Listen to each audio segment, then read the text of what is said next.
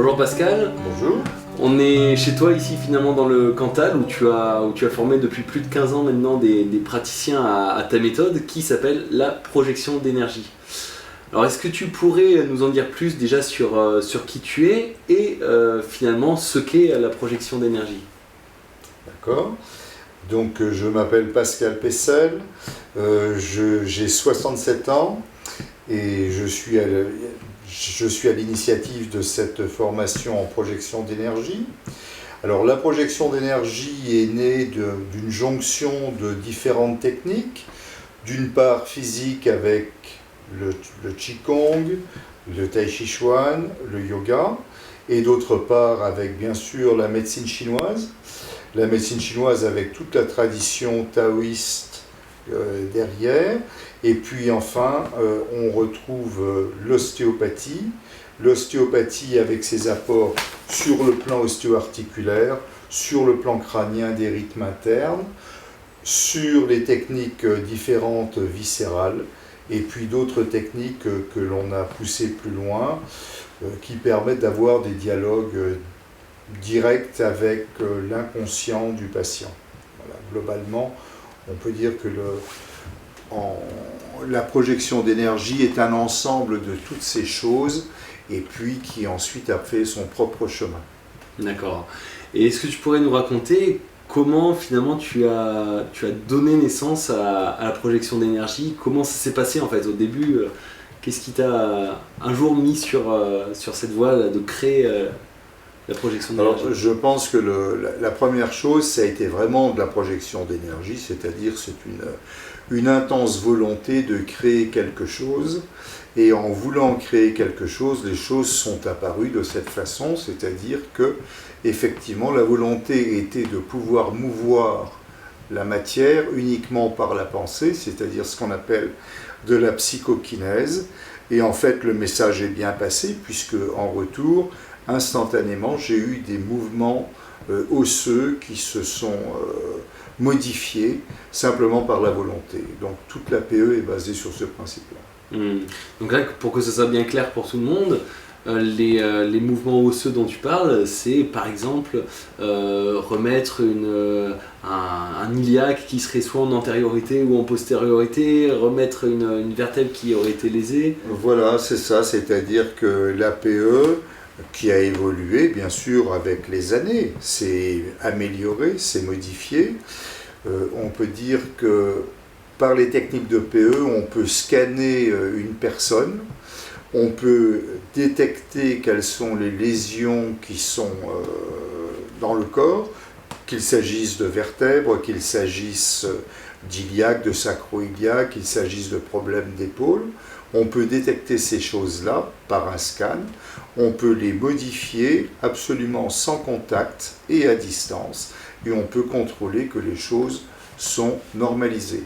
Bien, dans tous les cas, on passe par une approche ostéopathique classique qui permet de détecter les lésions, soit par des ascensions des pouces, soit par des tests directs sur les épines iliaques ou autres, et à partir de là, eh bien, on normalise, on contrôle ensuite la normalisation si les os sont bien remis en place. Voilà. D'accord, donc voilà, en fait, c'est ce qui donne vraiment la force à cette méthode, c'est que c'est pas juste une vue de l'esprit, de dire par exemple, oh, j'imagine que telle personne va aller mieux ou quoi que ce soit. Là, c'est vraiment, on a un support qui est physique, c'est-à-dire qu'on a un test qui est fait en amont, on se met à distance, on normalise à distance et on va retester après pour voir vraiment si la lésion est corrigée ou pas, quoi. Donc c'est ce qui rend vraiment cette méthode, en tout cas à mon sens, pour l'avoir pratiquée, très pragmatique, puisqu'on n'est pas dans une nébuleuse, on va dire,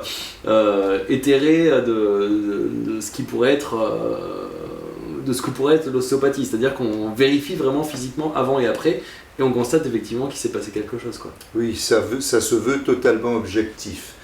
Objectif, c'est-à-dire qu'on prend les bases techniques de l'ostéopathie traditionnelle, et ensuite, ce que l'on peut dire, c'est que c'est reproductible à volonté.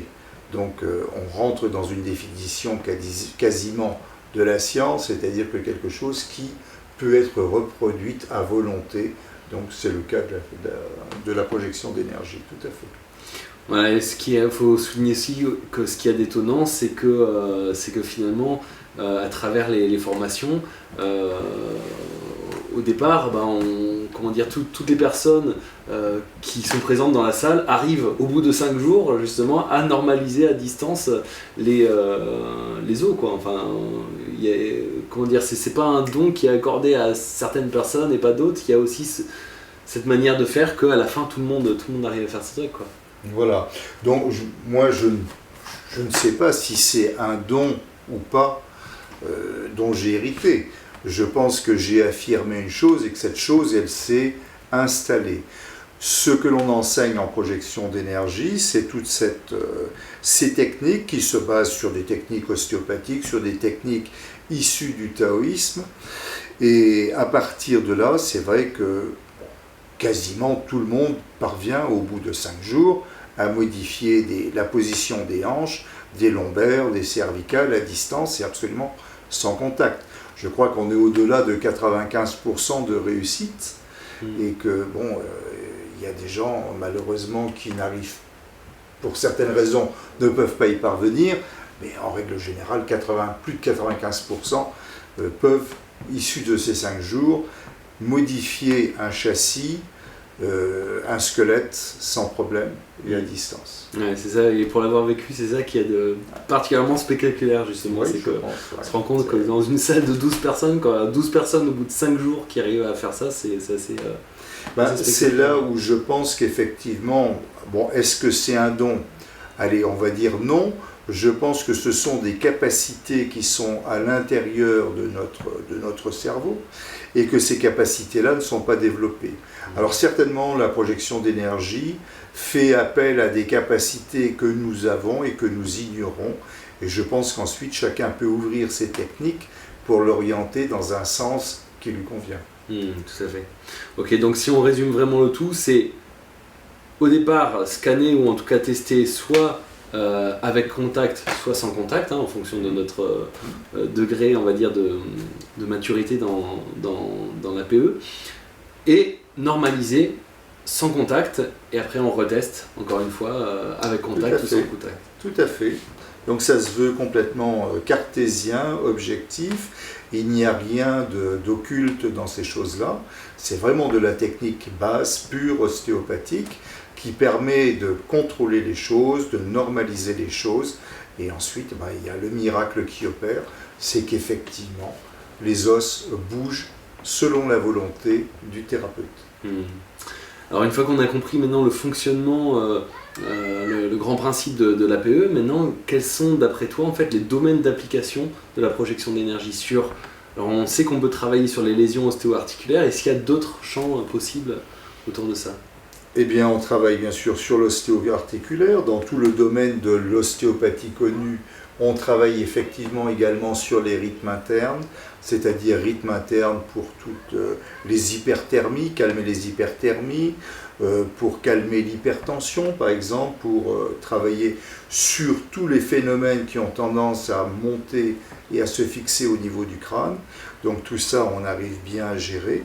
On voit qu'on peut gérer des problèmes comme l'hypertension par exemple, une fois qu'on a défini quelle est la cause de cette hypertension, si c'est un problème de plénitude ou si c'est un problème de déficience. À partir de là, donc, on peut effectivement travailler sur l'hypertension, gérer une hypertension et tout à fait sans contact.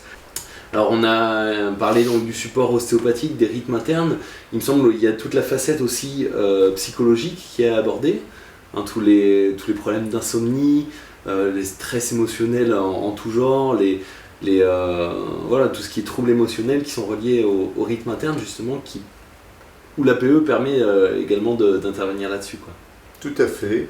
Donc surtout dans le dernier stage, puisqu'il y a 5 stages en PE, dans le dernier stage, on aborde une technique qui permet d'établir un dialogue entre le thérapeute, entre le conscient du thérapeute et directement avec l'inconscient du patient, et avec des réponses qui sont systématiques et qui permettent d'aller chercher quel est l'état du problème chez le patient et éventuellement trouver donc ensuite le traitement le plus adéquat.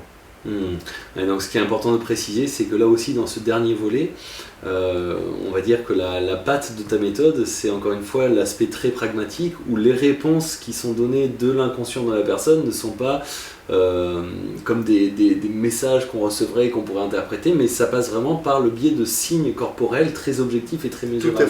Tout à fait. Donc les réponses sont binaires en général, et étant binaires, elles donnent une réponse positive ou négative en fonction de la question posée et de la réponse de l'inconscient du patient lui-même. Ça semble incroyable, mais vrai. Ça fonctionne. Mais vrai. Voilà. Ok, pour la dernière question, c'est après toutes ces années justement de formation, d'après toi, à qui s'adressent en fait ces formations de projection d'énergie ? Bon, dans un premier temps, ça peut s'adresser bien sûr à tous ceux à tout le monde paramédical, bien entendu. Il y a des médecins qui viennent, on a des kinés, des infirmières, des ostéopathes, beaucoup de gens issus de la médecine chinoise, des arts martiaux ou d'autres techniques de médecine alternative. Et puis ensuite, on a des gens qui sont intéressés, qui sont curieux, qui désirent apprendre quelque chose. Alors, l'APE n'a jamais été fermée à ces gens-là. On laisse venir les gens de bonne intention. Et en général, donc, dans les cours, il y a tout le nécessaire en athophysiologique indispensable pour pouvoir comprendre les cours. Bon, je redis que la formation actuelle est basée sur 5 stages. En général, 5 stages de 5 jours. Ces 5 stages permettent, dans un premier temps, au stage 1, de normaliser tout ce qui est de l'axe sagittal, c'est-à-dire des cervicales, thoraciques, lombaires, sacrum, iliaque, plus quelques muscles indispensables à connaître.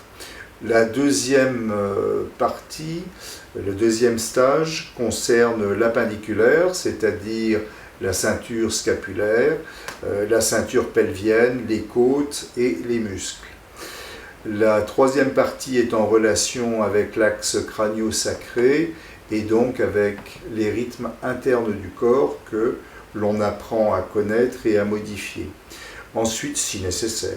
Ensuite, le quatrième stage est orienté vers les techniques viscérales qui sont un apport essentiel quand les pathologies sont confrontées à toutes les thérapies et que rien ne marche souvent. Eh bien, il y a un problème viscéral à la clé, et en normalisant ce qu'on appelle la motilité viscérale, que l'on peut faire tout à fait sans contact, eh bien, à partir de ce moment-là, on a une réussite. La cinquième et dernière partie, le PE5, concerne les relations directes du conscient du thérapeute avec l'inconscient du patient. Alors, cette dernière partie nécessite bien entendu d'avoir effectué toutes les autres, parce que ce n'est que progressivement, je pense que le stagiaire est amené à accepter des données de cet ordre, parce que ça remue quand même pas mal de choses. Voilà. Oui, pour finir, c'est vraiment ce que je voulais préciser en tant qu'apprenant, parce que je pense que c'est important aussi d'arriver à percevoir comment l'apprenant peut percevoir le truc. C'est que au départ, quand la première fois que j'avais entendu parler de toi et où on disait ouais, le mec il peut remettre des os à distance, etc. Je dis oula, qu'est-ce que c'est que ce truc? Et en fin de compte, ce qui m'a vraiment séduit dans ta démarche, c'est l'aspect hyper pragmatique de la chose, quoi. C'est-à-dire qu'on n'est pas dans la fabulation, dans le côté très vaporeux, j'allais dire, de dire ah, je sens que les énergies, ceci, cela. C'est vraiment un support, encore une fois, qui est très objectif, très mesurable et très pragmatique. Moi, c'est vraiment ça qui m'a séduit en fait dans ta démarche, c'est ce côté vraiment très terre à terre, avec la tête dans les nuages, mais au final très terre à terre, quoi. Et je crois qu'on s'évertue à prouver systématiquement chaque chose que l'on fait, ou en la ramenant dans la matérialité des choses. Pour cela, c'est vrai qu'on se sert pas mal de l'idée de la physique quantique, du passage de ce que l'on appelle de l'ondulatoire dans le corpusculaire. Et là, on trouve des grandes lois qui sont édictées dans le taoïsme et qui expliquent actuellement ces choses-là sur le plan de la physique quantique et son application en PE. Super.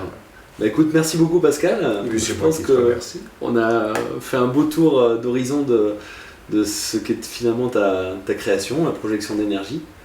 Et bah, on souhaite que tout ça, ça continue à s'épanouir. Que ça puisse s'épanouir et que un maximum de gens puissent utiliser ces méthodes qui, à mon sens, sont très efficaces.